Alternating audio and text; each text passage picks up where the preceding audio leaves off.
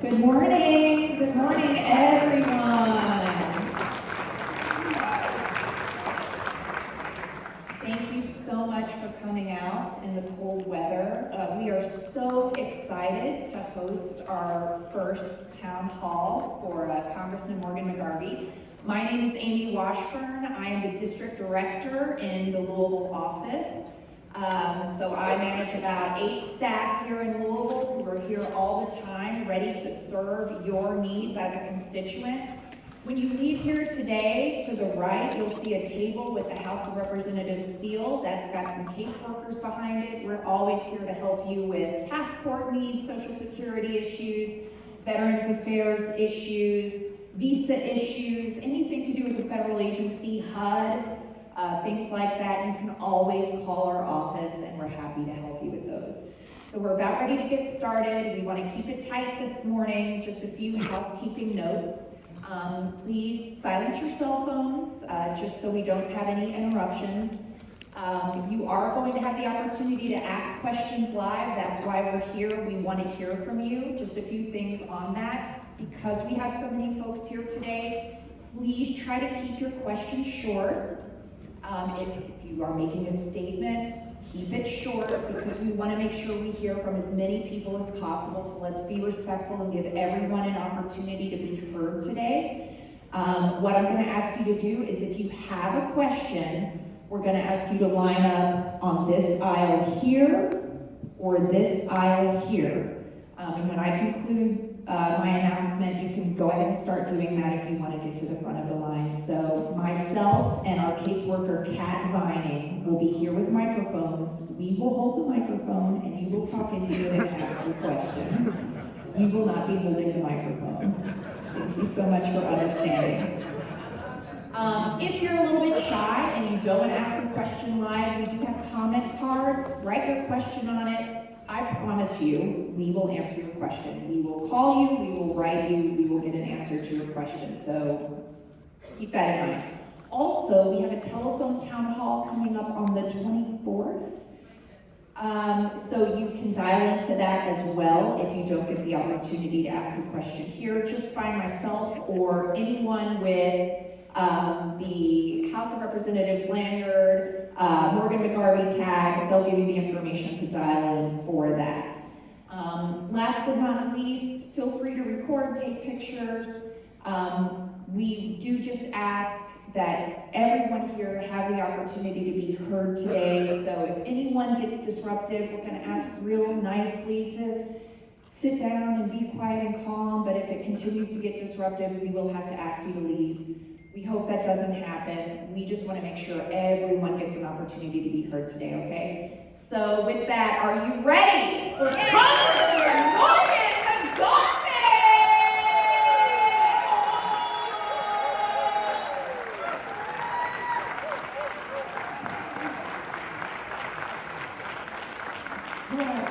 All right, good morning, everybody. Thank you guys so much for being here. Thank you, Amy. That was like a really better than a cup of coffee, that introduction.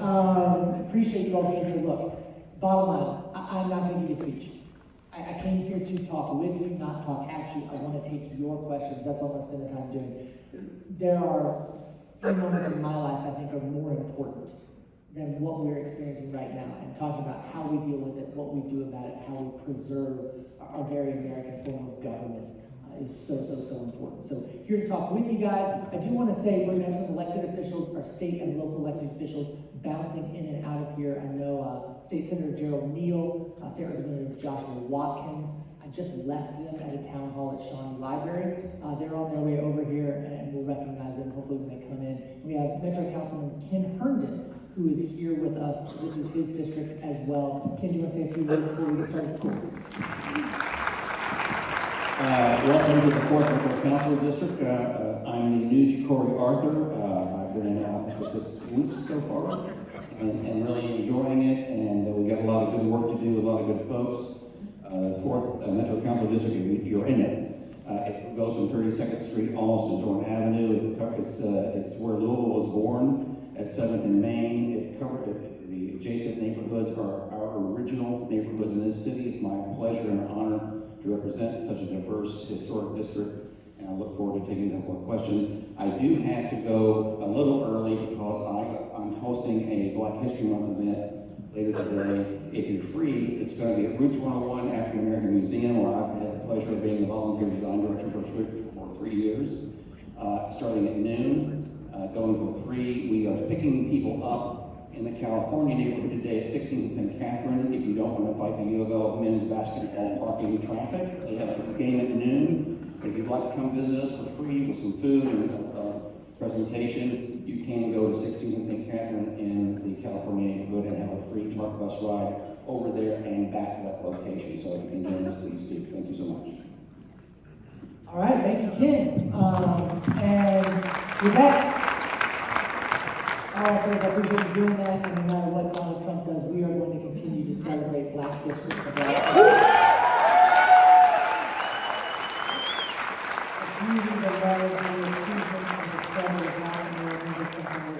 So thanks for saying that. Let's go to questions. Okay, real quick, I said the telephone town hall is the 24th, it's the 25th, so just my program note. Okay, with that, our first question comes from Rich Miles, and I live in the Portland district. I want to ask you, Congressman, even with the very near minority that the Democrats are in, do you think Democrats can put a stop to this Trump agenda, especially the budget that's coming along? Yeah, thanks for that question. I'll answer the question and tell you why I'm answering it that way. Maybe. And look, I don't want to overpromise and underdeliver here. We're going to do all we can to stand up to the absolute cruelty that the Republicans are putting in this budget. It is insane. And I didn't think we'd dip into the weeds this early in the morning, but you guys seem up for it. I'm on the budget committee now. So we were the front line of this last week. And here's what they do. They put these numbers, everything's disguised as procedure, but they put the numbers in first before they fill it out. And so what they're telling you is, on one hand, they're going to have $4.5 trillion in tax cuts. That's spending, that's government spending, taking out. Of course, 83% of that is going to go to people who make, on average, over $787,000 per year. Right? 83% of that. And so, what they then have is $1 trillion in cuts. $4.5 trillion in tax giveaways to the richest 0.1% of Americans. $1 trillion in cuts. Where are those coming from? $880 billion of the trillion. I know these are big numbers, but this is actually not difficult math. $880 billion of the trillion, I think it's 88 out of 100, is coming to be cut from the Energy and Commerce Committee. Again, this is all kind of like hidden. But what does that mean? Well, the Energy and Commerce Committee oversees the Medicaid budget. You can't cut $880 billion out of the Energy and Commerce Committee without touching Medicaid. A quarter of our neighbors in Kentucky, 25% of our neighbors in Kentucky get their health insurance through Medicaid. We're the most successful rollout of the Affordable Care Act in the entire country. 440,000 Kentuckians got health insurance for the very first time. We are ripping health insurance away from our kids, our veterans, and our seniors if we pass this budget. So we're going to fight back. Can we beat it? Here's where the House stands today. If the Republicans are at full strength, they're at 220. If we're at full strength, we're at 215. The Republicans are not at full strength. Matt Gaetz left the Congress famously.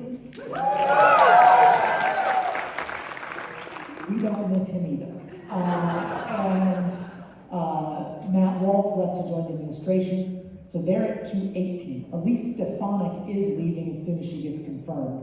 Given the fact they've already confirmed Pete Hegseth and RFK and Pat Cashpatel, she's going to get confirmed. Right? She's going to get confirmed. So at full strength, it will be at 217, 215.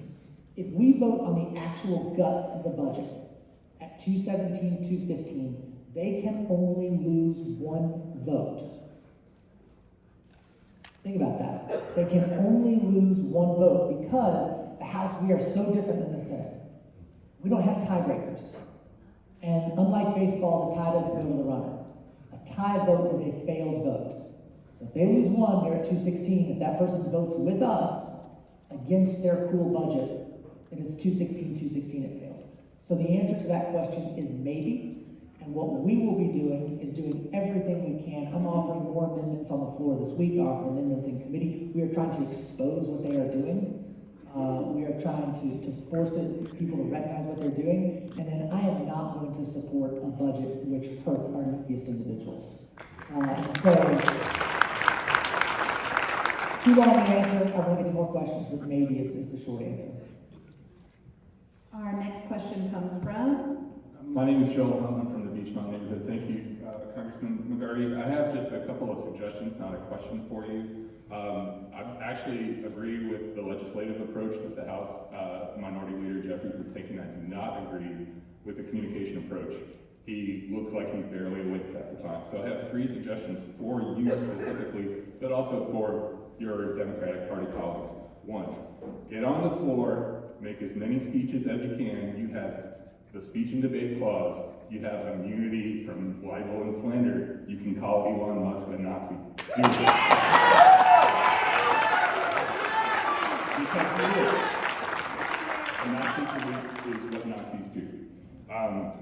Your people do a good job social media, but you need to be making social media clips every single day. You need to be addressing the camera. You need to be addressing the constituents. I think we do a good job, but we could do more. 2nd, get arrested. Get in front of the camera. You are a young, 40-something, photogenic attorney with presumably a lot more money than me and most of the people in this room. So if they put the cuffs on you for just entering a federal building, that's bad optics. Good optics is you being in front of them. And the last suggestion I have is really more for all the Democratic Party members, but it's a little more weedy. But you guys have franking privileges. You guys can send mail to every single person in your district. There are a lot of people out there that aren't on social media. Do it. And make it simple. Make it really simple. It doesn't have to be complex. It just has to say, these guys are Nazis and we need to stop them. Thank you.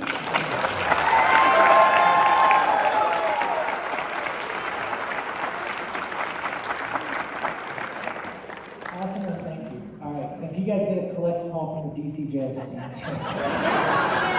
All right, our next question comes from... William Schmidt. I am from the northeast side of Norton Commons. I'm a registered Democrat. So my question is, I think Democrats have a messaging problem. What can we do to take charge of these conversations? And if we're looking for budget cuts, then where can we cut the fat? Instead of responding to a Republican narrative, why don't we create a Democrat narrative? And I'm going to Bill Clinton, Barack Obama. Clinton balanced the budget. You can do it too. Yes. Just don't fall victim to have them put us in a bad light. Let's be proactive and beat them at their game. Thank you. What ideas do you have? I want to hear feedback. Yeah, no, I think that's right. And look, first of all, I think there's a messaging problem in the Democratic Party. Yes. Right? I don't think that is not earth-shattering news here. We need to have a simple message that is repeated over and over and over again. This is a good thing and a bad thing. I've heard it said that Republicans govern in headlines, we govern in fine print. We can't do that anymore. Right? We still have to have the responsibility of governing. We still have to, the truth has to matter. All those things have to be there. But we have to do a better job of cutting through, getting to the emotion, and doing it across every platform. To your point about being in social media, you can't just hold a press conference anymore and expect some C-SPAN or MSNBC to cover it. We have to be everywhere. So one thing I would say is we are trying that. Give us a little grace and try. I can tell you, even in my office, we are now inviting social media influencers on and appearing on their news channels as if we're taking it seriously as if we were on local media. We are going on from TikTok to Blue Sky to Twitter to YouTube. We're doing all of those things. We're trying to make it work. But we also have to have that message message that is what we are for and simple. And I think that is more difficult, but something we're all working on right now, and being repetitive and being simple and doing it. So, appreciate it. Our next question comes from Jim Jordan. I'm president of Branch 1 of the National Association of Postal Supervisors. Post office won't talk to you. When the media won't talk to you, I'm gonna talk to you. Perfect. This last fiasco, this failure that we had, was pre-planned and premeditated from above. I sat at a conference in Cleveland last month, and the national processing manager for the entire nation bragged on numbers on cost savings, on overtime savings, but that doesn't mean anything if you don't show service numbers. We weren't allowed to lease an annex this year. We weren't allowed to hire additional peak processing help this year. We were handcuffed on overtime, and packages were shipped in from Atlanta, from Chicago, from Indianapolis, from Columbus, in addition to the stuff that we couldn't handle. I'm recently retired postal employee, but last time I toured the processing facility, it was scary. You couldn't move. You didn't know which way to go if there was an emergency. You needed to get out. So my question is, what are the implications of a guy with a 10-year plan bailing after 5, saying this is a sinking ship, and Orange Jesus wanting to hand us over to the Commerce Department? Yeah. First of all, thank you for your service. We really appreciate that. And I mean that, thank you. You're in a job where quite literally, if you get it right 99.8% of the time, you're gonna have people upset with you. And so we appreciate what you do. This is an example of, I think, the MAGA movement and Trump and his billionaire buddies screwing things up. And they said when they hired Louis DeJoy what they wanted to do with the post office. They knew this wasn't gonna work. And despite their pleas that it's just inclement weather that's hurting the post office here in Louisville, we know it's more than that. In fact, I was on the news one time here complaining about it and telling the story about how someone had just gotten my parents' Christmas card. This was in January. My parents saw that. They now send me updates every day that someone else gets one of their Christmas cards. Somebody got one of their Christmas cards mailed December 16th yesterday here in Louisville. But that's trivial. I get my parents' Christmas card. It's not that great. There are people who are missing their medications. There are people who are missing their paychecks. There are people right now who are missing their W-2s with tax season approaching. This is really, really important stuff. And the Trump administration has to stop screwing with people and stop screwing with people's lives when it comes to something like the post office. And that's the impact this is going to have. If we take an already anemic service, don't make repairs to the equipment, don't have adequate staffing levels, don't have the safety precautions and things in place that the men and women who bring us our mail every day need, we are not going to get the things we need through the mail. Or you're going to have to pay a lot more money for it through a private carrier. And there are people who people already can't afford their medication, and now we're going to ask them to pay more just to get it to their door. This is not the right way to do things, and we should continue to work to help and lift up the post office because it's something that just benefits every American and is part of the public good. So I appreciate you bringing that to our attention. our next question comes from This is Corey Nett. Hey, Corey. What's up, buddy? He says, this question comes from Corey. He says, with 17 states attorney generals suing to get Section 504 of the Rehabilitation Act ruled unconstitutional, a cornerstone of disability law, what can Congress and we the people do to protect our rights to live the way we choose, just like everyone else? I'm also worried about the nightmare scenario if they are successful. Will they come for the 88 next? Thank you, Congressman. Thank you. And look, He's not in here right this second, but I want everybody to give Corey a big round of applause.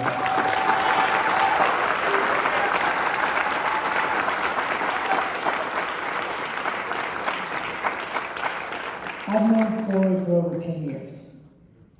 And if 90% of life is showing up, 98% of your advocacy is showing up. And Corey Nett shows up every time and demands that our government do right by every American.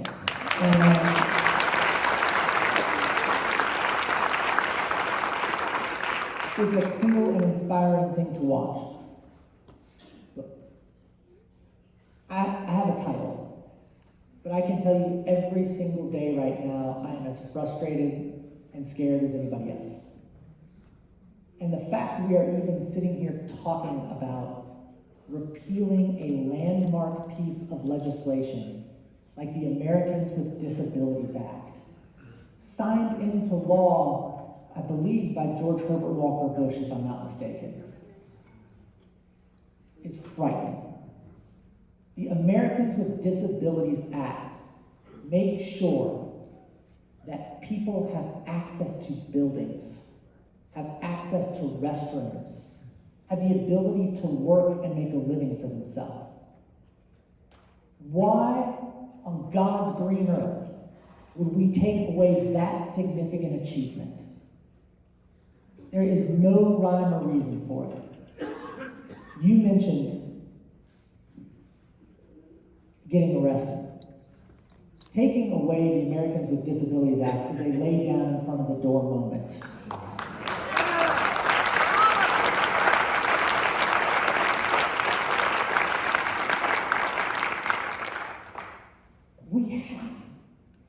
We have to be empathetic. We have to be kind. And we have to put ourselves in anyone else's shoes. Because it could still be any one of us who benefits from the Americans with Disabilities Act. It could still be any one of our kids who benefit from the Americans with Disabilities Act. And look, I believe, and I believe this for a long time, part of who I am and my faith. You are judged not just in politics, but in life by how we treat those on the margins. And the Americans with Disabilities Act is one of those things that I'm so glad Corey, again, showed up in 20-degree weather again this morning, because he always does. But we're not going to let that one fall. Not going to let it fall.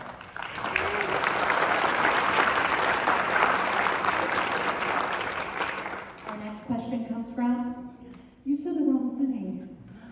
I'm Deborah Gorman. I'm epileptic. Yeah. And I've lost about 20 members from seizures. Max knows me, don't you, Max? I do. I've got 2 laws passed about epilepsy in Kentucky, and our mayor, Greenberg, who's got 4 deputy mayors. We have not had an ADA meeting since he's been in office. We do not have an ADA rep, and I have contacted Frankfurt.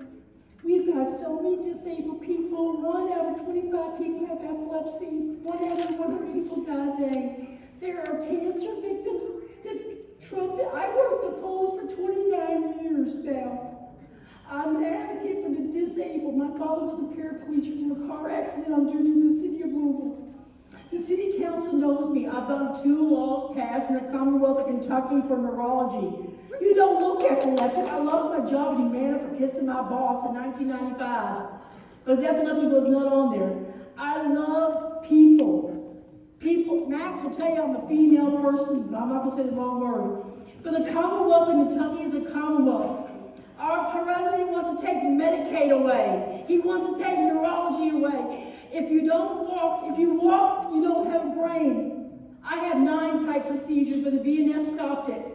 People don't realize everyone in this room has someone they love with neurology or something. We need the American Disability Act in the city of Louisville. And I've contacted the city. I've contacted Frankfurt. We don't even have an ADA rep. I will do it free. The people do not realize free utilities, free hearing aids, free eye, because we're a Commonwealth. I sold Humana for 3 years. I've got the biggest mouth. I do not want a pat on the back. I want the resources, please.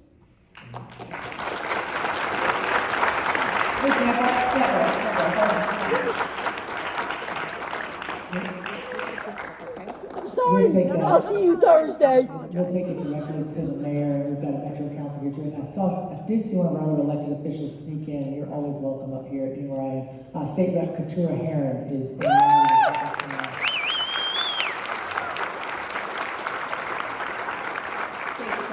Oh, sorry, state senator. She got elected to state senate. I screwed that up. Sorry, Senator. Our next question comes from Hello, Congressman. My name is Tim Gall. I'm a lead organizer with the LGBTQ Council for Kentucky Democrats.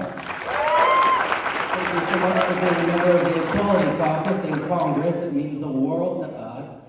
And we're here today because we're really excited about organizing and rebuilding the party from the ground up. It's so exciting to see everyone here today.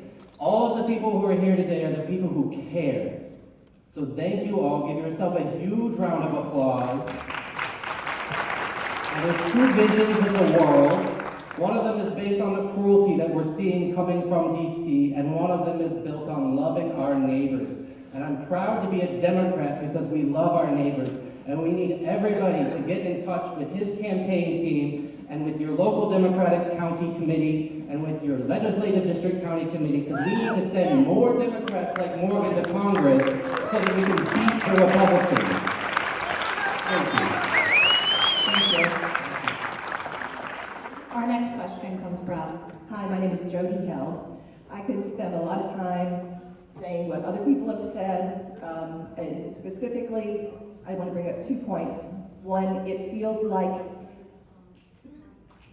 that there are many Democratic politicians right now who are just rolling over and not saying no. And if nothing else, every time that man and his minions and their tech bros do something that they're not allowed to do, you all should be saying, no, that is wrong, that is not allowed. You can't do that, you can't do that.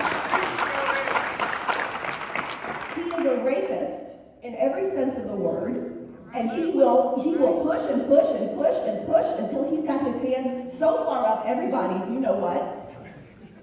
Because they're not saying no. We need to say no.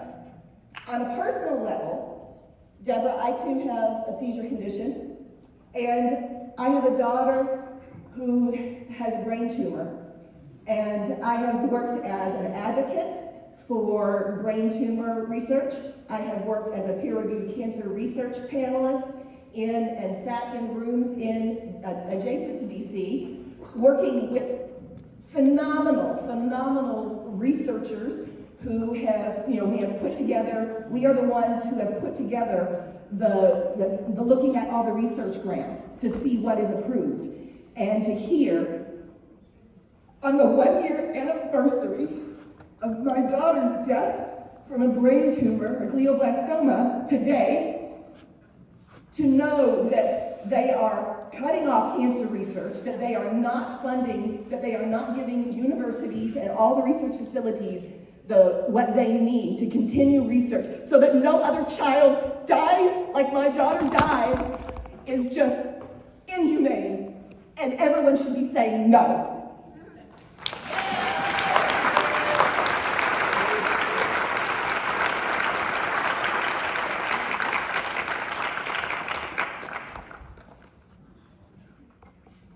I'm so sorry.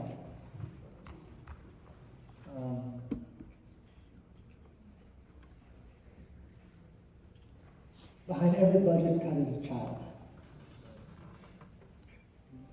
Behind every right we strip away is a person. Behind all of these policy decisions are real people who are hurt by this. That's why we call it cruel. That's why it is cruel. And it's why we are pushing back to stop it. I want to know the Democratic lawmakers who aren't saying no to this. We'll call them out. I can tell you what we are doing now. I haven't asked that question directly yet, but I think that was in her question. I appreciate your willingness to share your story with us. First of all, we do have to legislate. Right? We can't give up on the legislative branch, and maybe we can get some people to join us. I'm not holding my breath. We just have to do it. We have filed several bills to stop Elon Musk, to require, believe it or not, transparency. Right? How about we know who's working for Elon Musk, what they are doing, and where they are doing it? This is not some revolutionary idea. This should be common sense in government. We're going to legislate. The second is we're going to litigate. And I'm on the House Litigation Task Force with Joe Magoo's and Jamie Raskin. We have over 50 lawsuits right now against the Trump administration. As it stands right now, he has not prevailed in any of the lawsuits. There is an instance where a judge now said he can go ahead and move forward with some of the USAID stuff, but the lawsuit, the merits of the lawsuit are still pending. We are very much pushing the litigation strategy. So that's legislate, litigate, and then agitate. Right? We can't just stop at litigation and legislation. We have to get out there.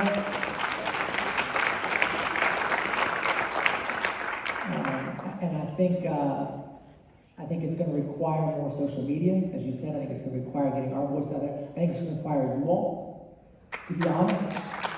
Our power comes from you in part too, so it's being out there together. I think it's putting pressure on Republicans. You know, we're talking about some of the bad stuff happening right now. Let's at least talk about a good thing for a minute or two. I don't know if you've seen this week, but there seems to be a little bit of a turn. And some Republicans across the country are also being forced to hold town halls.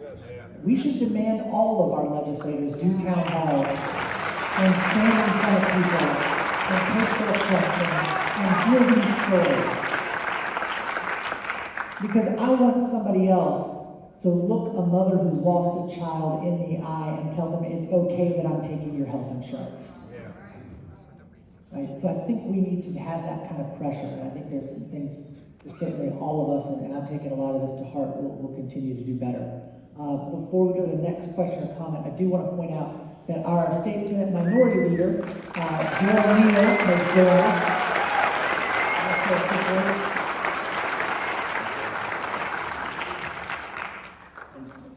Good morning. This is one of those mornings that I wish I could stay in bed. It's rolling right through. Do we not have a great U.S. Congress?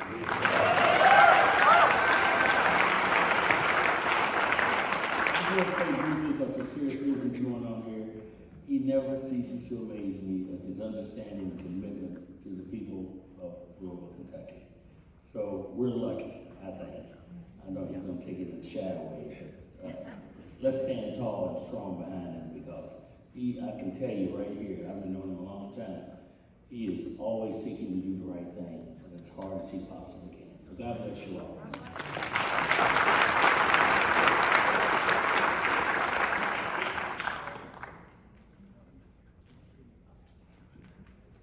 All right, we'll go to the next person. All right, our next question comes from Michael. I live in Portland.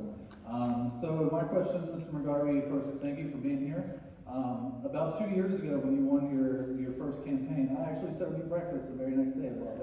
And I asked you one thing, and that day is for you to remember us, the people, when you go to Washington.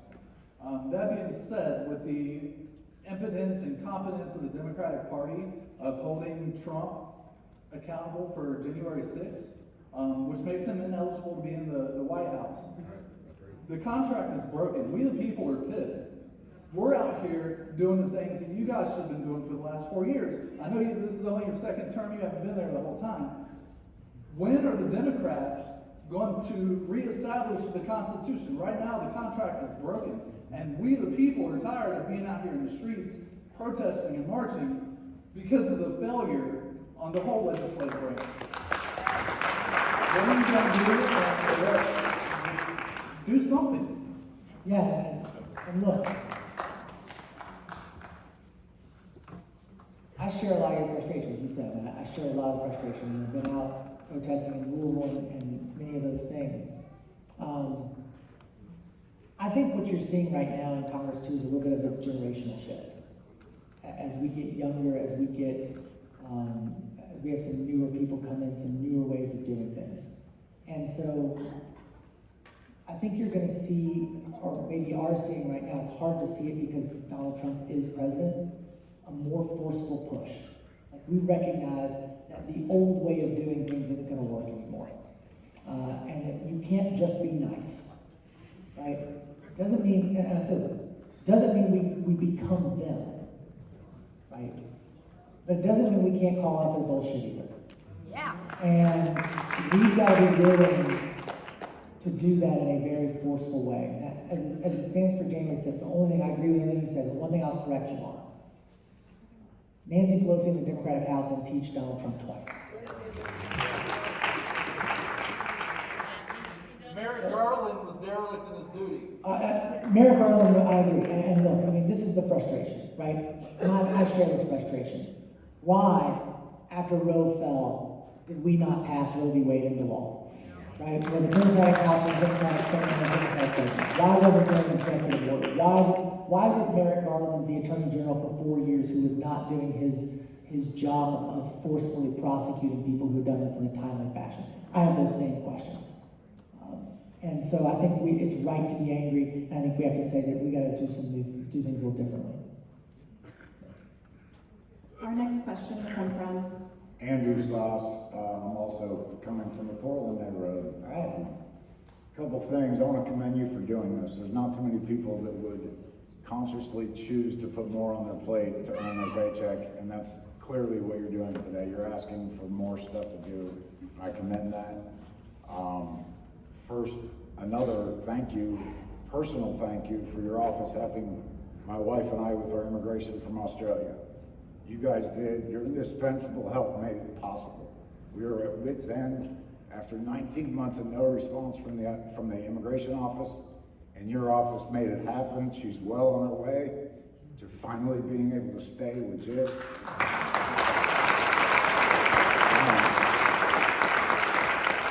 Second thing, I don't even know if this is the venue, but I'm coming to ask for more help. So I got clean off of drugs in the Portland neighborhood almost 17 years.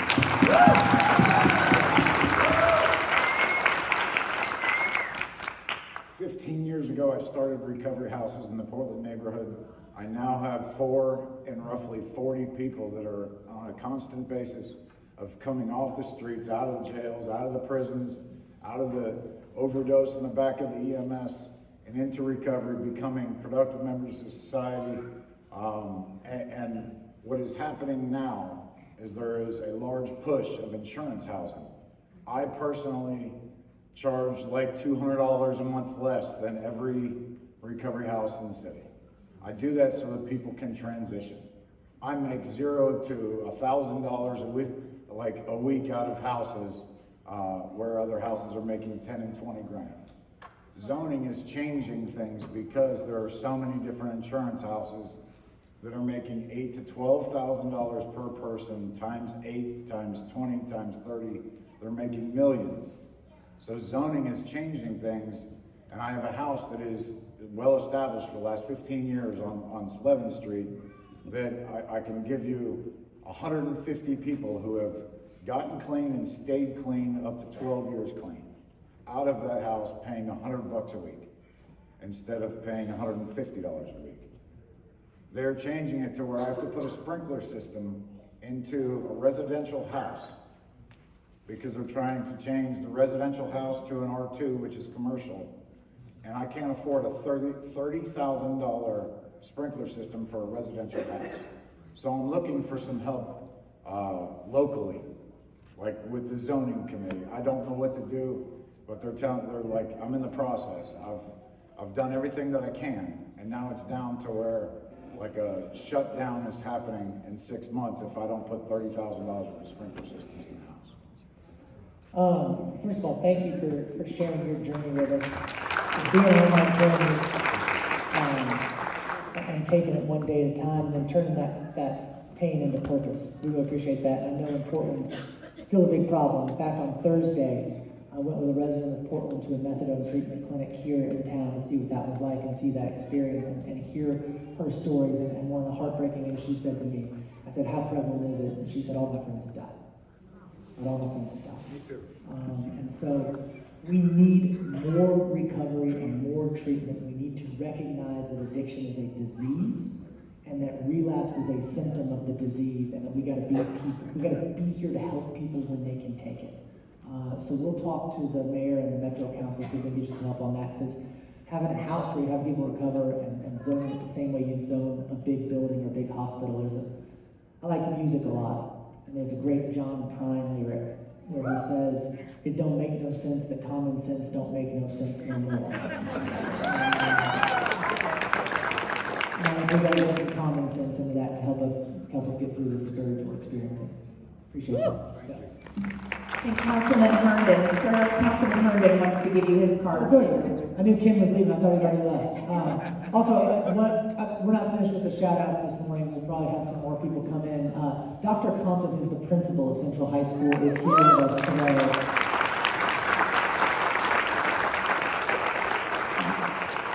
And I'm so grateful for all of you all for being here. None of you had to be here.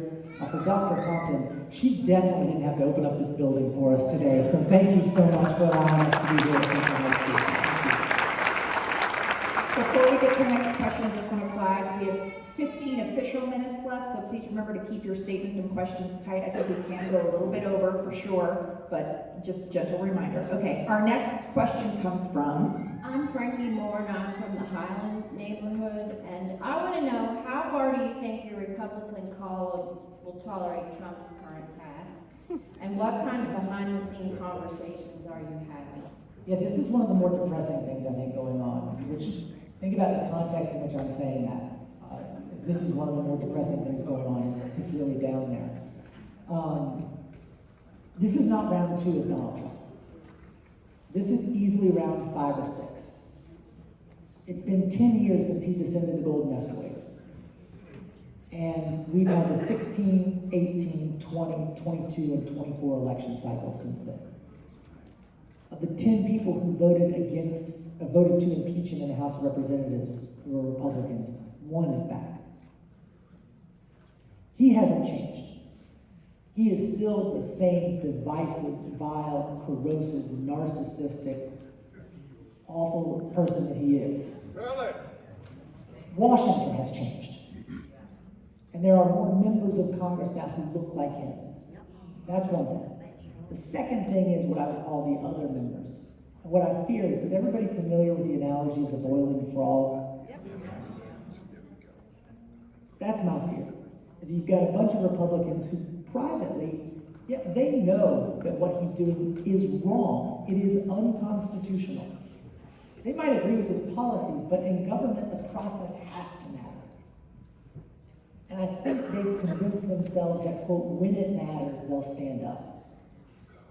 And of course, I look at them and go, what do you think this moment is right now?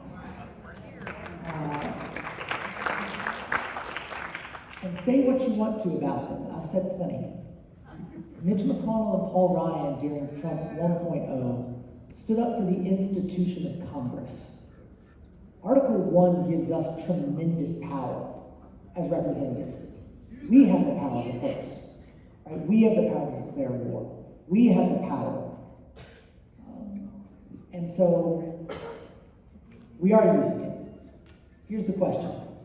This is one when people ask me all the time, what are you doing, what are you doing, what are you doing? We're thinking every day, what can we do? Anything you all are telling me, I'm like, okay, we're gonna do more direct cameras, we're gonna do more, we're gonna do more. Continue to do more and fight and fight and fight and fight and fight. We're in the minority. We're in the minority. And, you know, people tell me all the time, Republicans break the rules, why don't Democrats? Right? I see that. I don't know how you break the rule of needing a majority of the votes to get a piece of legislation out of the House of Representatives. But I do think, again, and I'm an optimist by nature, and so optimistically, I think you're seeing some turning. And even though it wasn't as forceful as I wanted to see it, when you saw some of the Republicans this week when Donald Trump flat out lied, I'd love to see some of our friends in press workplaces call him out for what he's doing. He flat out lied and said that that Zelensky started the war in Ukraine. Right? It's insane. It's insane. Vladimir Putin started that war, period. You saw some Republicans actually stand up, and even though they were more like, excuse me, that's not exactly right. They still did it. And my hope is that we can get some of them as this really, his executive orders right now, they're being litigated, and as that starts to go through the process, I hope some of them will stand up and go, look, you're the president, you can't do that. Congress does that. Hopefully they won't cede the power of the institution, but we will keep forcing them, pressing them, putting the pressure on them, talking about it with every group of people we can possibly talk about it. This is my third or fourth town hall this week. I've got one tomorrow. I've got a telephone town hall on Tuesday. We are trying to get the word out there as best we possibly can, and it'll take you guys things too, so we'll keep the pressure up. Our next question comes from... Hi, my name is Matt Dobson. I'm a federal employee. I work for the Technology Transformation Service. We're the home of login.gov and cloud.gov and USA.gov. We have consulting services that work with every other .gov you've ever depended on, VA.gov, weather.gov, FEMA, you name it, that's what we do. Been there for 6 years. Long story short, I've been one of the people interviewed by the tech pros, and 2 weeks from now, I'm not going to serve the government anymore. And so the work we do is important, so the question I really have to ask earnestly, is there anything from where you are that you can do to support folks like me and hundreds of other technologists at TTS, USDS, and digital services across the government that are doing the things that on the surface Elon Musk promises to be doing? Is there anything we can do to support us and our jobs are maybe illegally being pulled away?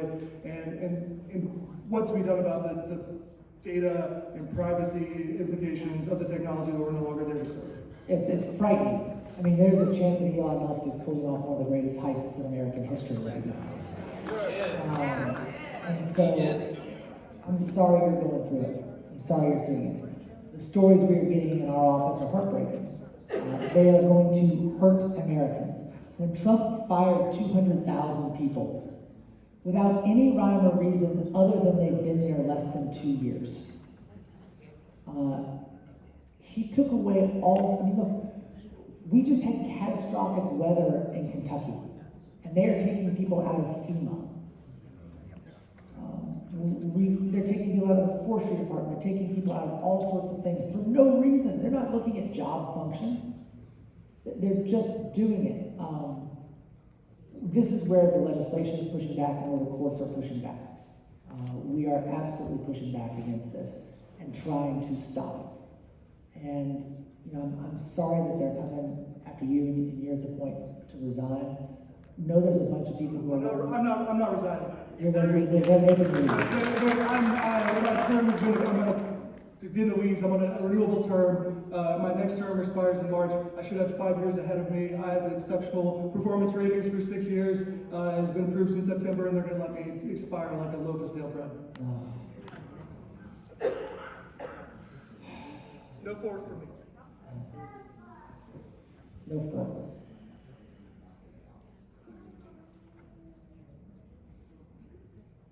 We just have to do more. We're doing all we can. We need to do more. If there's anything I can do to help you, I'm here. Thank you. Thank you. Yeah.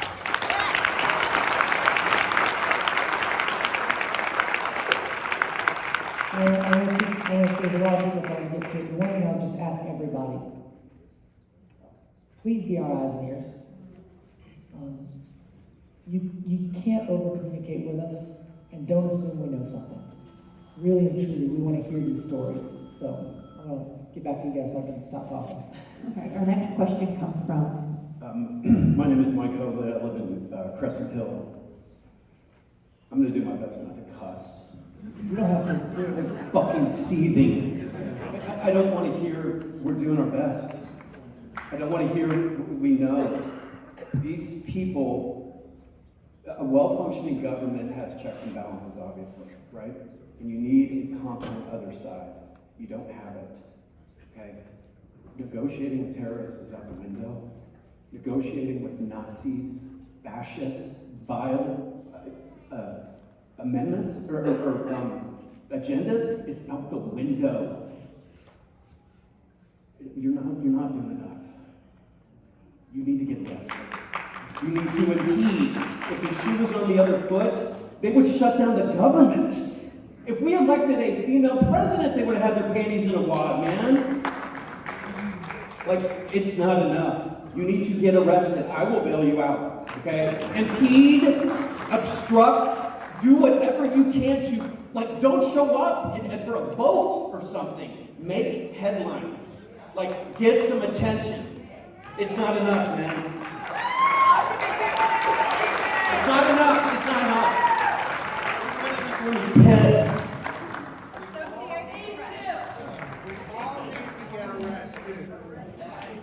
All need to get arrested. Look, man, I'll go.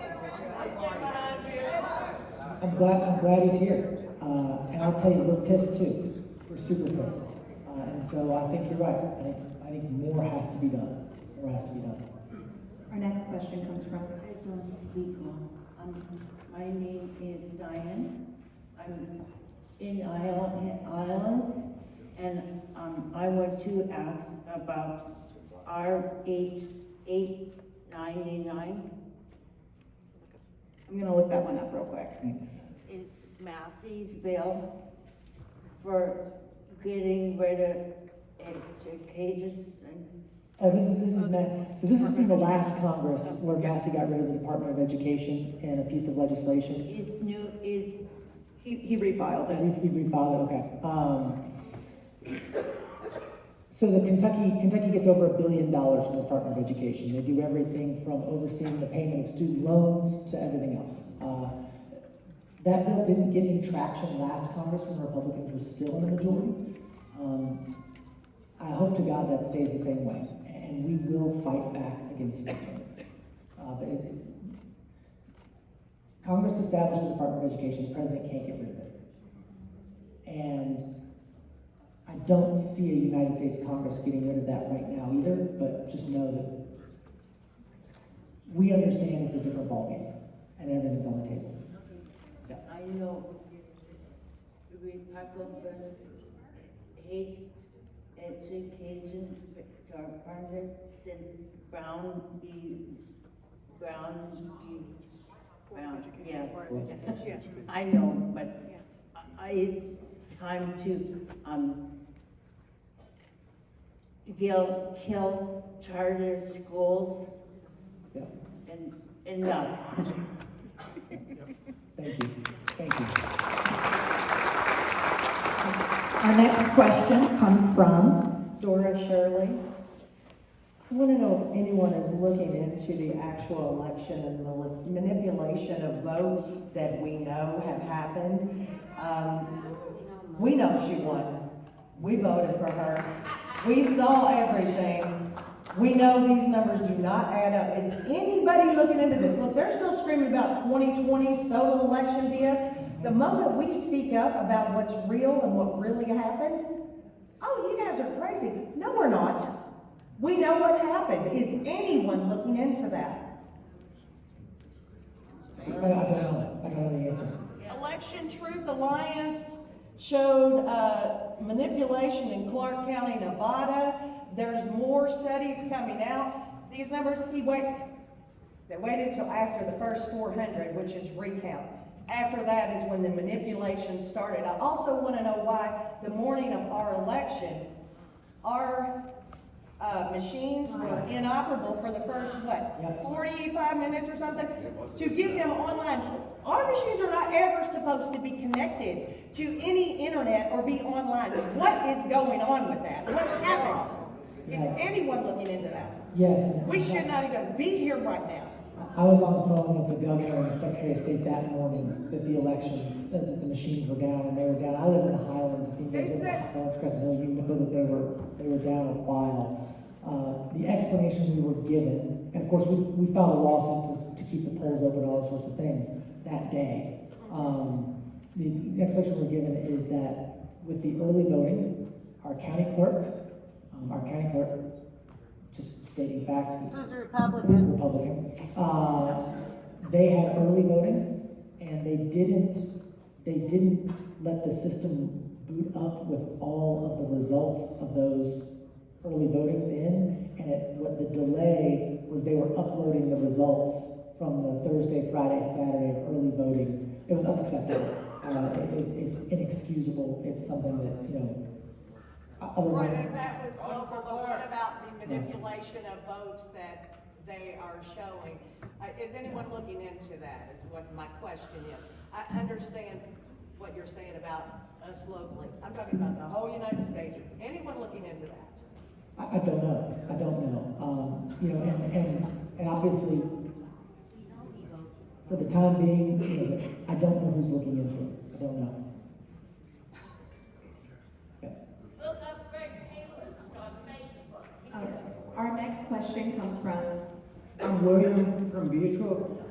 With your position on Budget Committee, is there appetite amongst the Democrats in Congress to just straight no vote on any budget? Because it's pretty clear that any Republican budget is going to be of the format that we've sort of seen. And the second part of that is with the impoundment that's going on in the executive branch, I don't see any clear reason for a Democrat to vote for any budget that gets put on the floor, because there's no confidence in the executive branch to spend the money that's been allotted.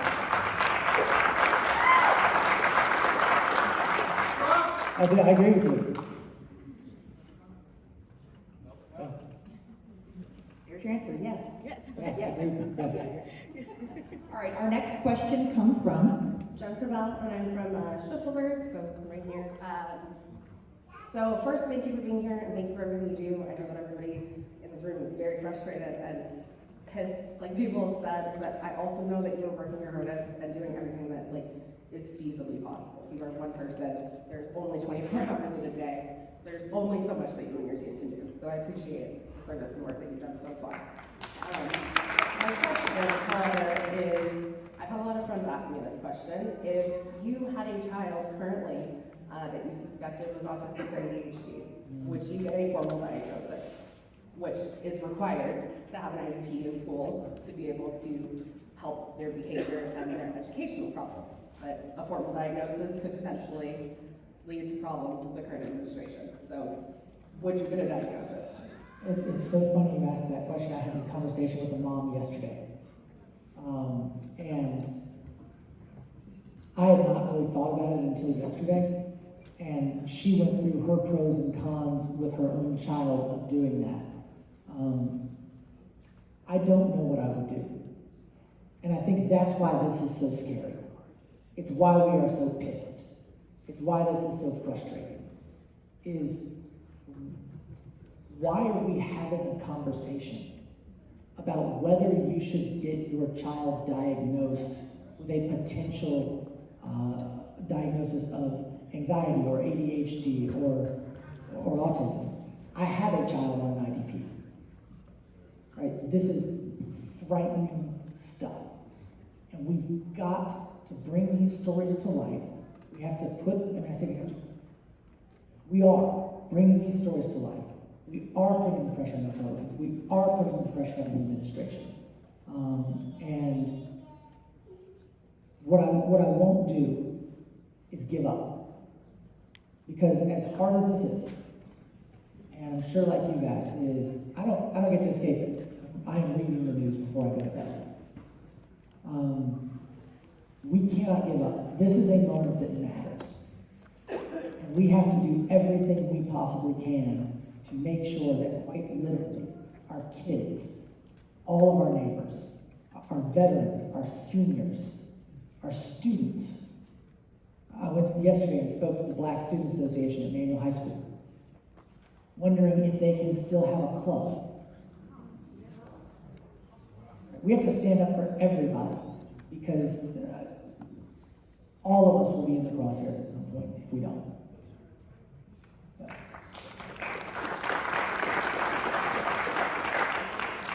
Our next question comes from... My name is Congressman McGarvey. My name is Keith Starr from Middletown. And just as a footnote, I was a Reagan Republican for over 4 decades, and the party's left me, and I'm now a registered Democrat. you guys are part of your common sense. I think one of the things I like that I've heard you say today is, legislate, litigate, and agitate. And I think that's the real message. Given that your minority status in the House and the Senate, hopefully you can pull a few moderate Republicans that'll say, hey, this is not right. But I think you're right that the message has to be simple, that it has to be repetitive. I think right now Republicans are vulnerable when it comes to what Trump promised, to lower prices and increase the supply of affordable housing. I would ask them every day, what are you doing? What are you doing? And then they'll try to blame the Biden administration. Eventually you're going to have to own it. I think the other thing that we need to do is we need to get Musk to testify before some congressional committee. Homer shot that down on a procedural vote, which ticked me off. There's a lot of centrists like me that are not happy with what's going on. One of the things I saw on social media, and you're talking about that, was one congressman had all these officials from the Trump administration. What's Musk doing? They couldn't answer. What's going on with the computer systems? As people are getting in there, they possibly get access to this code, editing it. What are you doing? Do you guys know? You got to constantly let people know 3 or 4 big things. We've got to expose them, and we've got to sit there and say, Republicans, you aren't doing your job on the legislative oversight front. Thank you. Thank you for saying that.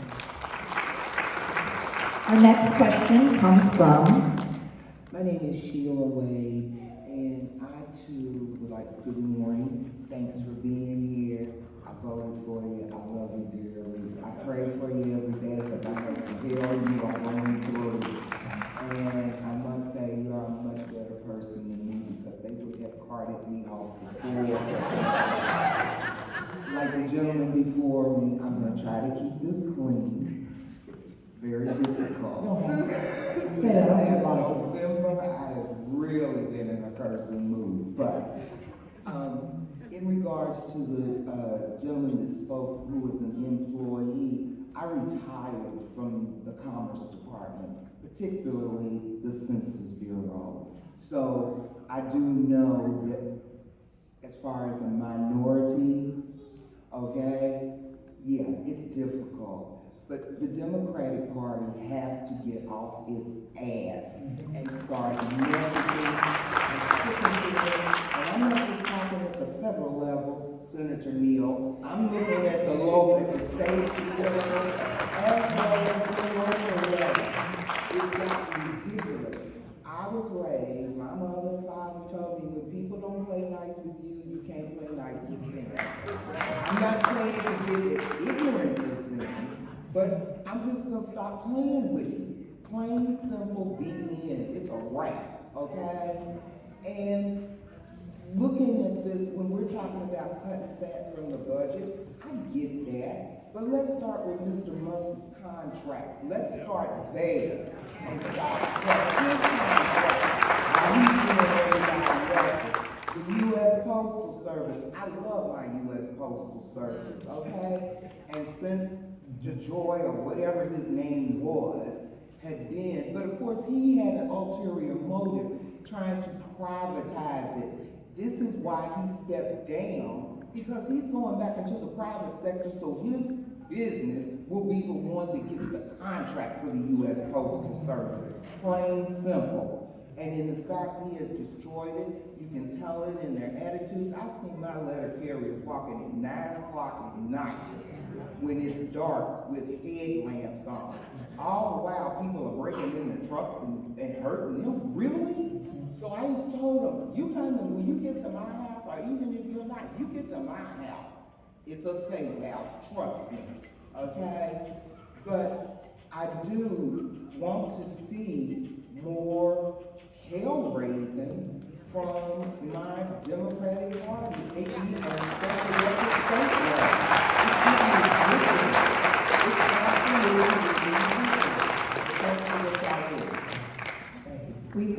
We're going to do 15 more minutes. Hopefully we can get through the remainder of the people standing in line. Let's keep it tight. That goes for you too, Congressman. I was about to say something like, no, Our next from. Happy morning. My name is Verlina King. My first question is, what is our unelected president going to do, Elon Musk? This musty cutting, decreasing the quality of lives idea of people in this country. What are we going to do with all of that money?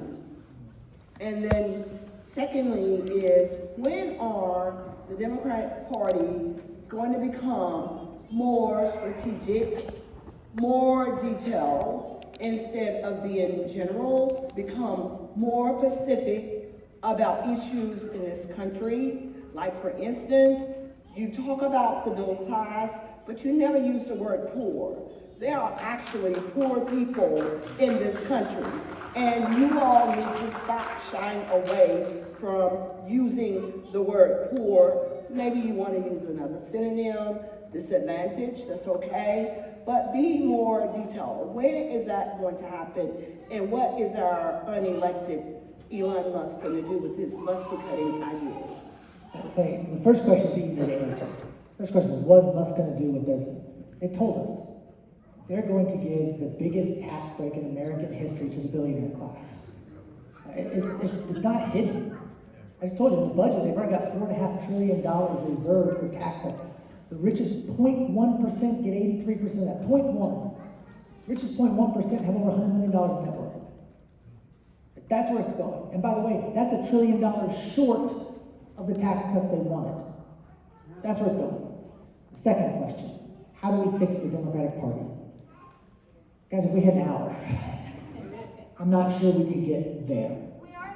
We are the party. Yeah, and so I think it's all of us, but that is, I hear your concerns, I share your concerns, and I will, that's a long answer to a question, but we'll keep going. Okay, next question comes from Christy Elliott Gonzalez. And it's not a question. The emperor has no clothes. And this shock and awe crap of like freaking people out so they don't know what the hell is going on or how to address it is just psychologically and emotionally and neurologically overstimulating so that we don't know what the hell to expect. If we have a central message that even the people who voted for him could understand that this is based on a child's folktale, that the emperor has no clothes, and that the people have the freaking courage to stand up, even the people who are like side by side with him, have the courage to stand up and see what they're doing to this democracy. And I work with family health centers, and I work with immigrants and refugees and underserved populations. And I meet people every day who've escaped by the skin of their bodies from violence. And the United States has for a long time thought we're invincible. Things like that don't happen here. That happens in other places. Well, it had to start somehow, and this is exactly the way.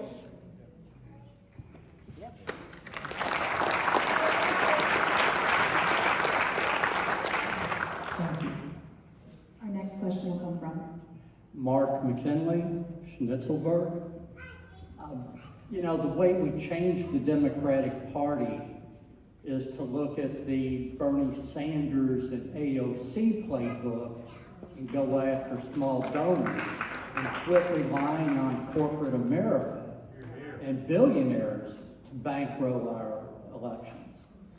And to be able to do some of this stuff is to protect public media, because corporate media is self-censoring, and whether it's stories or advertising, what Washington Post censored an ad against Musk, etc. You know, that's somebody invoked Bill Clinton and Obama, and they did some good things while they were in office, but they helped pave the way for this corporate money addiction. And, you know, bring Bernie Sanders in town. Thanks. Really appreciate it. Okay, our next question comes from Virginia Miller, I live downtown.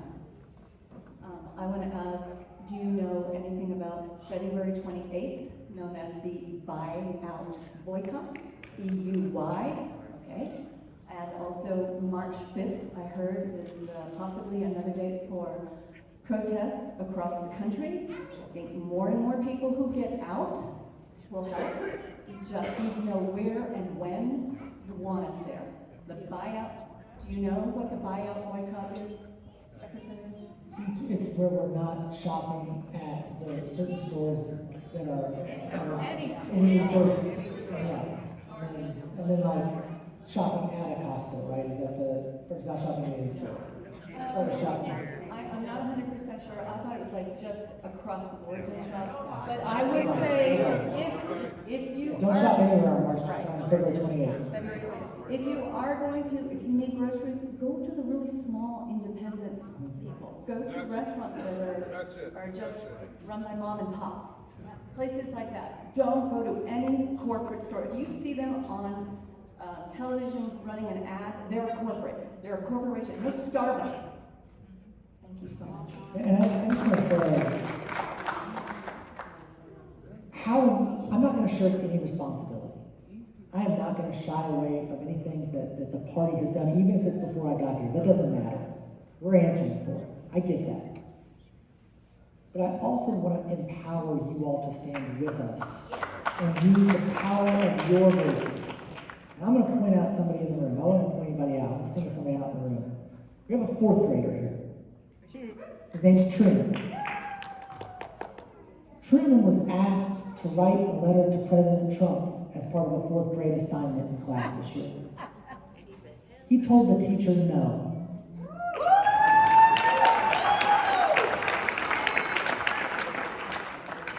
He said, no, I don't believe in that man, I don't believe what he stands for. I'm going to write to my congressman instead, because I think he'll actually listen to what I have to say. All of us have that act of moral defiance in us.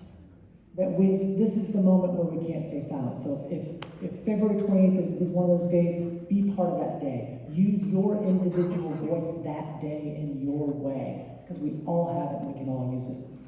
Our next question will come from Sarah from Portland. Thank you, Representative, for being here, and to your staff for being here as well. My question to you is about President Trump's unleashing American Energy Executive Order. My small preface, it impacted my job. So that came out on January 20th, and I believe it was a 90-day review of funding. And what it functionally did was it froze our funds, and we got a confusing email saying your funds are unfrozen. But EPA Region 4, which serves Kentucky to Florida, their hands are tied. They're not allowed to let us do any work that was under an approved grant that we have. And the concern is the federal government is not honoring its contracts. And I understand you said litigation is a strategy, but I guess my question to you is like big picture. Like we can sue once and cool, and I'm glad, but like if this just keeps happening, you know, like what's the big strategy? Thank you. Thank you. You're asking, which is a great question, what happens when the next dominoes fall? Particularly what happens if the president defies the court orders? That's right, it's not a question. But really, when it gets to the highest levels of the court, what happens if the president defies the court orders? That's the next domino to fall. And that's where I think we have to make sure we are standing strong and tall and in front of and behind every single person we can to keep our country intact. I'm not going to agree oftentimes with a Republican president on policy, any Republican president. How we do things matters. And the fact that they are not just hurting people, hurting our environment, hurting kids, hurting seniors, hurting people on Medicaid, hurting our veterans, hurting people with disabilities. That they're willing to rip up the Constitution to do it. That's why this moment is so important and why we have to stand up. So I appreciate you all being here. Our next question comes from Bruce from Old Louisville. obviously Trump has done countless things that are ridiculous, actually. I don't even know the word for it. But I want to know, where is the Tea Party? I mean, Boston's okay, but I think we need to have a few more tea parties out here. I think we need to, I mean, the civil rights group, we were all marching. Vietnam, we were all stomping our feet. What can the public do? And I think there's a point where these Republicans who are so focused on following their Führer will lose there's a way to get them out of there. Make them pay, let them lose their jobs. We're the ones that are going to do that. I mean, other than marching, I don't know what to do. But I'm here because I want to do something. I think we're all here.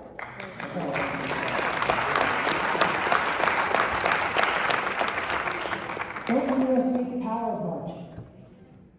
Don't underestimate the power of a buyout. That's right. The day after Trump was inaugurated in 2017, 1 million people showed up in Washington, D.C. and set a tone. Again, I am never going to shirk any responsibility we have as democratically elected officials in Washington. But that set a tone. This year, the day after the inauguration, nobody was there. We knew what he was going to do. He told us what he was going to do. They had a 1,000-page plan that actually explicitly said everything they were going to do. And so I think this is one of those moments where there is no act that's too small. I love it. Thank you. We've got a few more. Let's get through them. Our next question comes from Richie Nagy. I am over in the Churchill Downs area. I'm a special education teacher, and so I work every day with students with disabilities who have IEPs or who are in the process of getting an IEP. And Trump is saying he's going, with the Maine governor at the conference saying, I'm going to withhold funding for your schools if you do not comply with my executive orders that we are the law.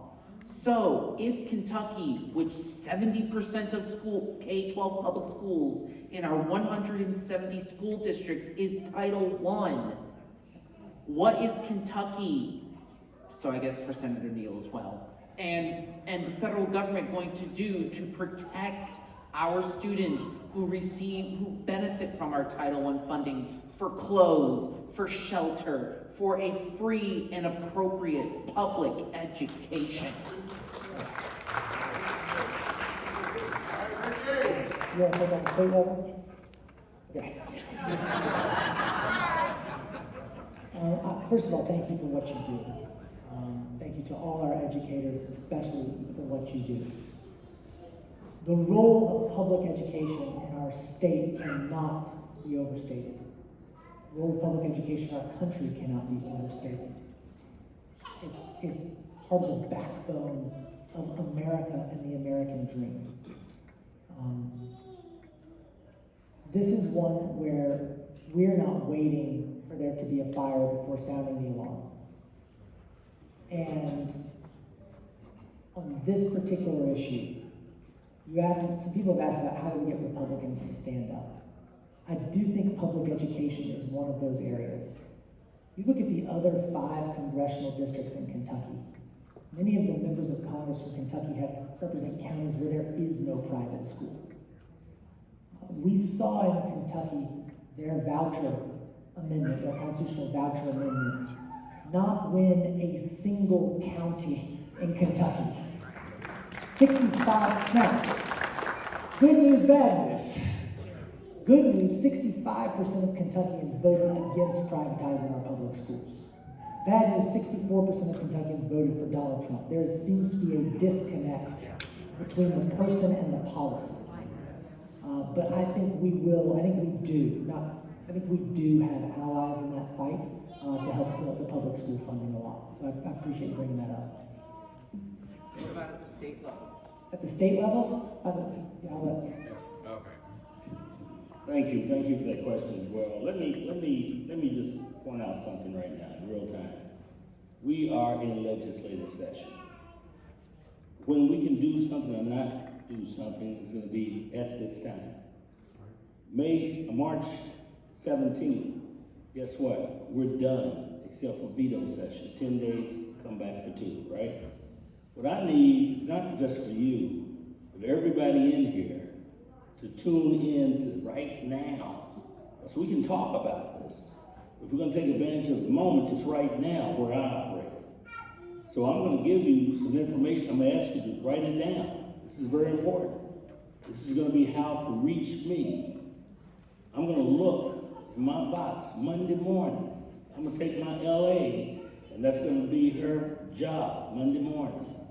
It's to see how many people react to me and just say, I want to join you this session. That's all you have to know. And that's all I have to know, and I don't know what to do. And you're going to get something back from me.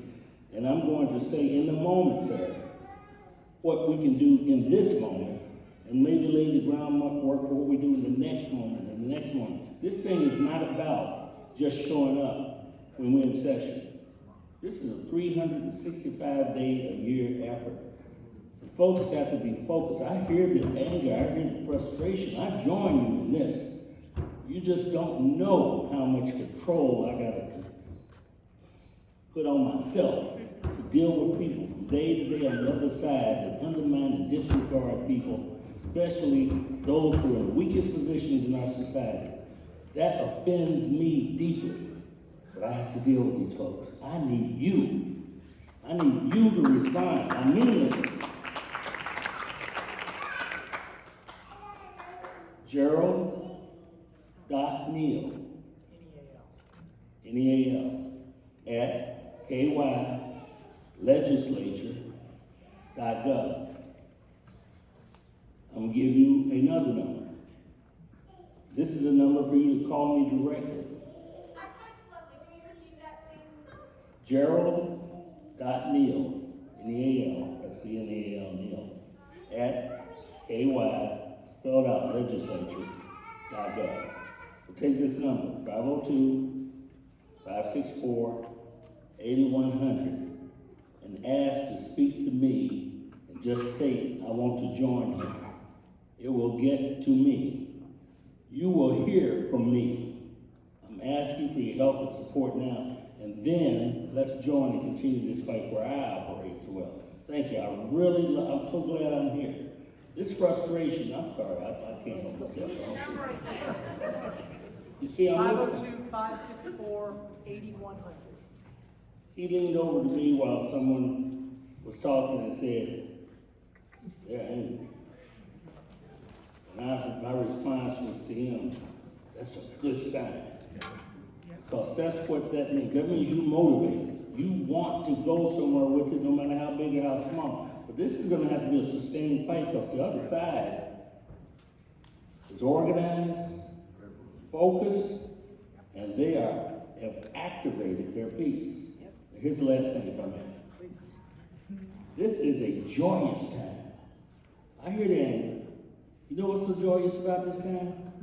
Because we have the opportunity in this country to come together and fight this battle, and we can win this battle. It's not going to be momentarily necessary, but over time we will if we sustain ourselves and we persist. God bless you all. I appreciate it. All right, so we'll take everybody. We're getting through. I just want to add one more thing, Jared. So the teacher, where's our teacher? Right here. We're not as worried about state funding right now because Kentucky's not in the budget year. So the money that was allocated last time in the budget with our governor, Andy Beshear, I have full confidence will go where it's supposed to go. Here we go. First of all, I'd like to say good morning to two of my three favorite politicians. Too bad Gerald is not here today. But I'd also like to say that I had dropped off some poems I had written to Representative McGarvey's office, and he sent me a handwritten response inviting me to his office at any time. And I thought that was class. So because of that class, I'm casting my vote today for McGarvey for president.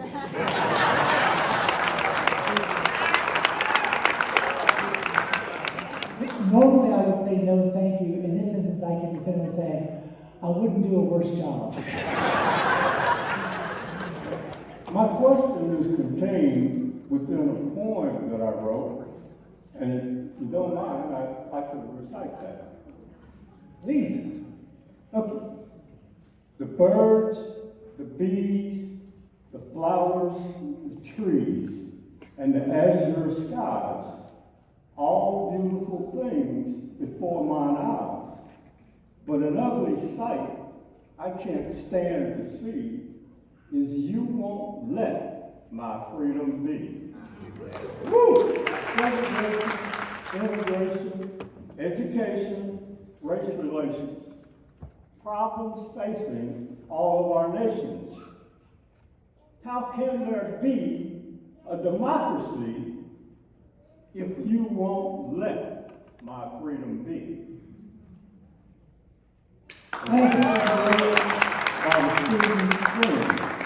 From Kent State to Beijing. What more can you take from me if you won't let my freedom be? The Supreme Court, our last resort, has repossessed our priceless tort. But like the ones in the deepest sea, I wish you'd let my freedom be.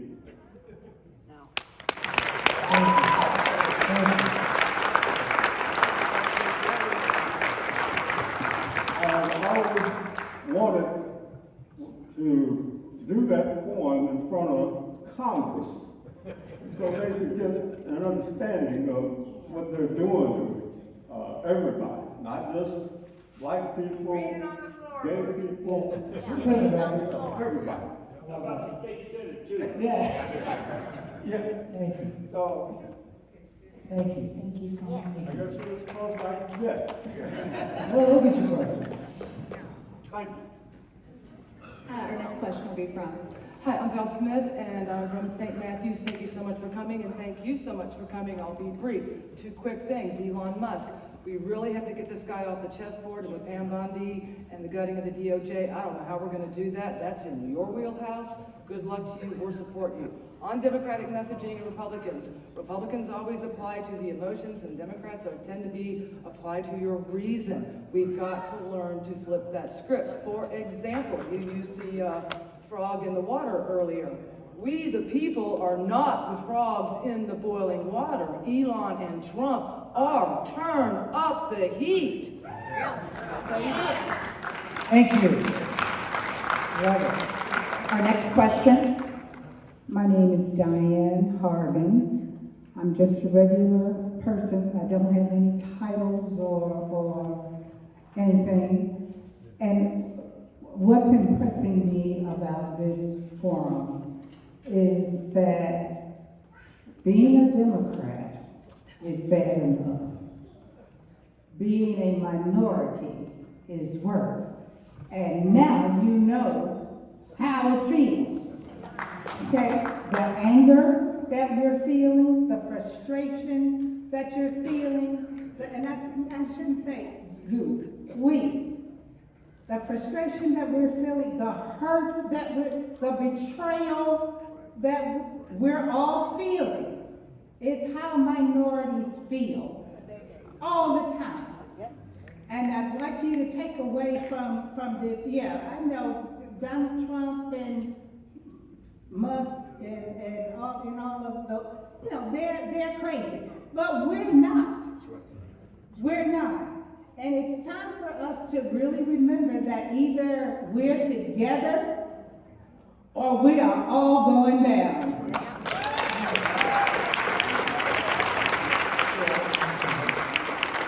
Our next question comes from Diane Delafrano. I live in the Highlands. And first of all, I want to thank you for coming out today and being in front of us. It's really important. So my first question is, how do we bring our Republican senators in front of a town hall audience like this? And then my second question is, the Republicans are already lining up to fill Mitch McConnell's vacancy. Who is coming forward from the Democratic Party to fill that seat? On the first, thank you very much. The first question, we just have to demand it. And no matter how fruitless it might feel, call, email, show up. Right? Show up. And they might not do it. At the end of the day, you can't force them to have a town hall. Right? You can take a town hall to them. Show up. I told you with Corey, 90% of life is showing, 98% of your advocacy is showing up. Right? And so you can ask to meet with your representatives. It is your government. They do work for you. Right? And so I think you have to ask. So that's number one. Number two, the only thing I can't talk about today is politics, in the sense of who's running. What I can tell you is who has filed to run. The minority leader of the State House, Pamela Stevenson, has filed to run as a Democrat. You've seen Daniel Cameron announce as a Republican, and certainly rumors about others. But I honestly don't know who else is going to run, but have to be careful about encouraging people to run from this particular platform. Just an additional note that Senator McConnell has a district office. You are welcome to visit there, so she doesn't answer the phone. All right, next question. I'm Doug. I live in the Irishville neighborhood, like you and the lawyer. Thanks for coming to my high school. I graduated from Central. There was a speaker earlier who alluded to corporate media and the problems. Obviously, these different channels can divide us. Something that really alarms me, that's relevant to you, is I think it was the National Transportation Safety Board recently announced that they would move all their official communication to X. That's a test. That's really dangerous. If you let agencies move away from the .gov environment websites and move to private channels like X, owned by Elon Musk, that is a way to make their propaganda even. I don't need your help, sir. That's a way to make their propaganda even more insidious, and that needs to be stopped. There's lawyer to lawyer, we could spend all day talking about Pam Bondi and all the hacks and the problems in DOJ that scare me to death. I've been a lawyer for almost 40 years. It's nuts. But this situation with using private social media to communicate on official government topics, Trump's bad enough. I don't think any politician should be on X, but man, the horse is out of that barn. It's garbage. I guess you probably have no choice, but you feel like you've got to be there. I gave that up about 4 years ago, and but this thing about moving official agency communications is really concerning. Totally agree. And one thing, I've tried, especially the second half of this, I've tried not to talk as much. Some things have been brought up about Musk. How the American people are at all tolerant of someone who has this many obvious conflicts of interest. Serving in a government role is beyond me. We are pointing it out every single chance we get. So I appreciate you saying that. The one thing I also want to add to the last question about what to do. When you go and meet with a member of Congress or the United States Senate or the governor or somebody else, and you ask for that meeting, so you said call, email, ask for a meeting, you might not get to meet with a member. But also, if you meet with a member's staff, count that as a meeting.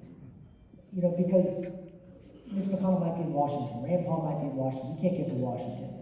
If you can go meet with a member of their staff and explain that is still a win, because they're going to come back and meet with that staff and sit in the room with that staff, and the staff are going to be like, hey, look, we're here. So there's all sorts of ways to do it. I appreciate your comment. I wanted to add that to the last one. Is there one more? Last question is from Jackie Neal. Blessed morning to everyone, and thank y'all for being here as well as myself. thank you too for your time out. But I've been hearing so far the problems that we have had is not standing up, you know what I'm saying, and doing something. We keep looking for action. I've been wanting for conviction of 11 years in prison for something that I didn't do.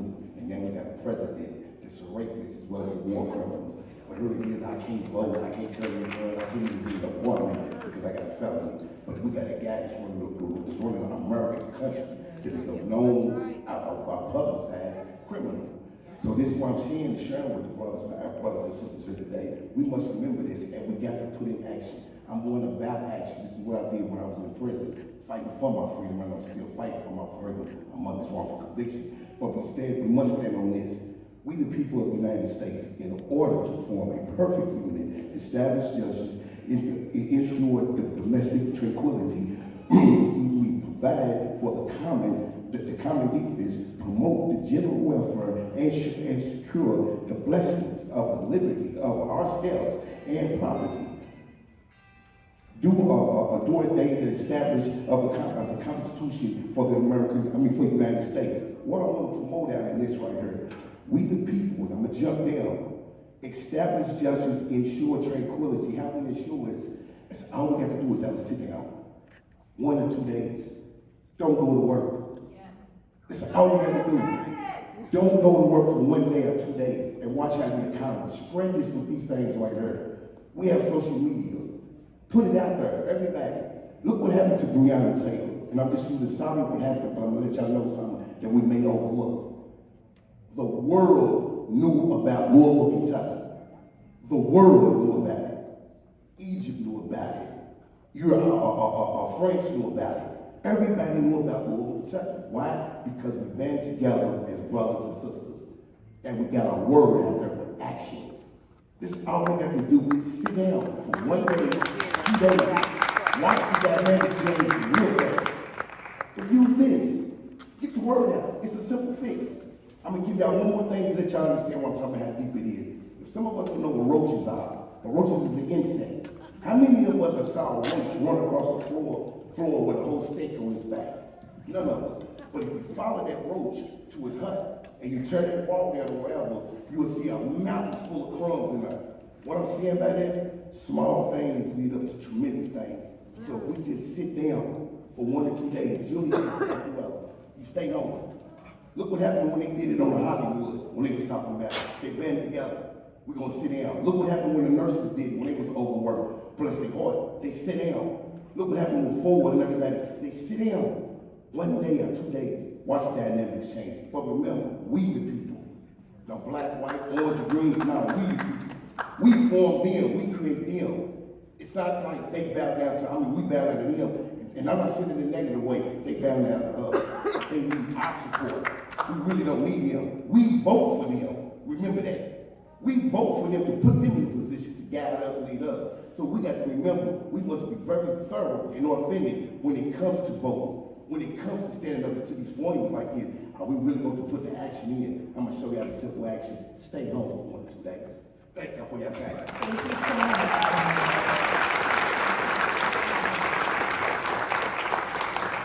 And thank you to all of you all for not just coming, but for staying, for being here, for coming together. And then look, you brought up we the people. This is the time for we the people to come together. This is scary. This is frightening. This is hard. We gotta be there for each other. We gotta be there for our neighbors. But I want you to know that no matter what, I'm gonna stand up and fight. I'm gonna push back. We are not going to let Donald Trump rip apart our democracy and sit on the sidelines. And I know I'm preaching to the choir because you are all sitting here today, not on the sidelines. But just know that we will continue to do it. I take everything you all said today to heart. I appreciate the suggestions. I appreciate the direct feedback. I appreciate the stories. We do need it all. And so I thank you guys sincerely for being here today. We will have plenty more opportunities.